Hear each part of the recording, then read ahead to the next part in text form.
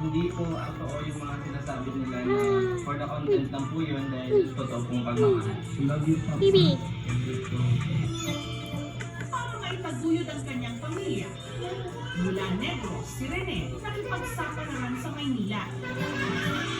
Kung saan tumibok at nawasak ang kanyang puso. Not once, not twice, kundi 3 beses.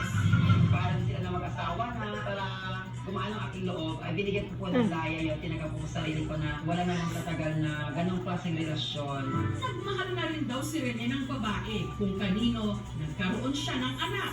Ang magdadalawang taong gulang ng si Baby Angel, hindi niya tunay na pangalan, na binansagan din si Baby Popcorn.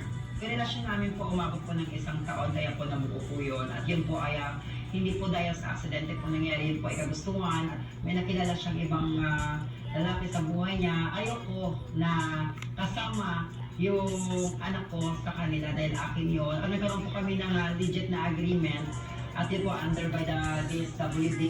Para hilungin ang sugatang puso, umuwi si Rene ng Murcia sa Negros. Ang sarili sa pag-vlog at nagpakilala bilang si Miss Popcorn. What's up mga Pimeles? So once again, this is Miss Popcorn. Talaga ako na bumugoy nyo. Pito sampato sa isang ka. Pinili ko yung screen name ko, madali kasing damputin, masarap